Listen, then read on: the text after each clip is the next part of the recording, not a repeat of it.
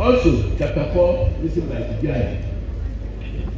This chapter contextualizes the varieties of colonial policies and systems in Africa. Tijani compares the administrative policies of different European colonial powers and their impact on African society. He concludes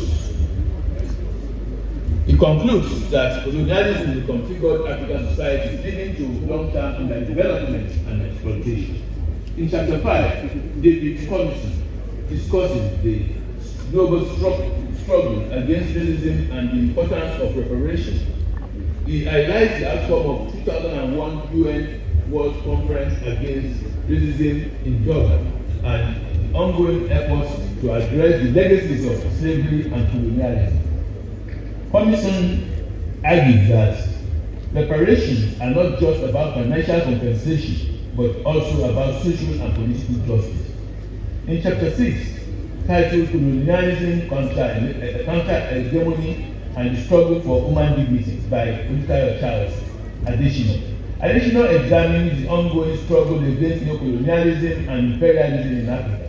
He argues that decoloniality and counter-hegemony are essential for achieving human dignity and sustainable development. Additional calls for a rethinking of global relations to address the deep-seated inequalities perpetuated by colonialism. In chapter 7, John Ayotunde Sholadewale discusses the importance of intellectual property rights in the context of African civilization. He argues that appropriation of African knowledge and resources by Western powers has contributed to the continent's underdevelopment. Boyadi calls for reparative justice to address historical injustices. In chapter 8, Peter Okebukola examined the impact of slavery and colonialism on education in Africa. He highlights the disruption of indigenous knowledge systems and the imposition of Eurocentric curricula. Okebukola discusses the effort to decolonize education and promote indigenous knowledge. In chapter 8, the varieties of colonial policies and systems in Africa.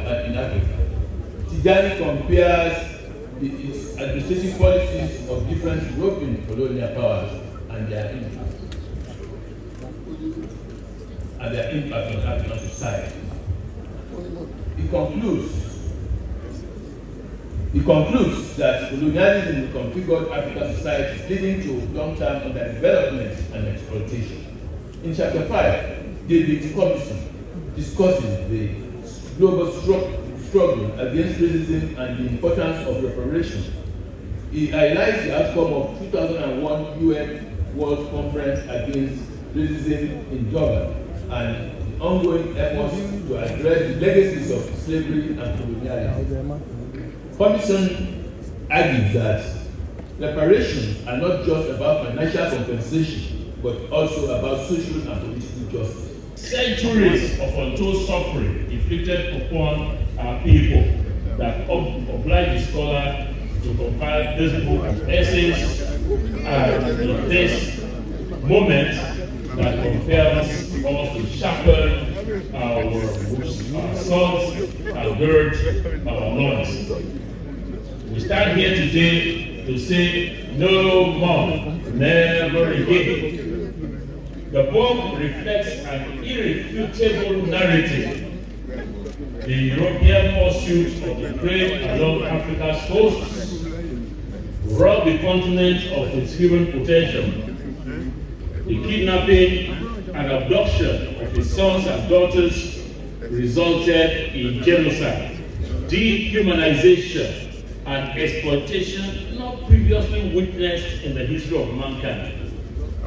The consequences of this deliberate underdevelopment still shape our world today. That is what Obasanjo told us.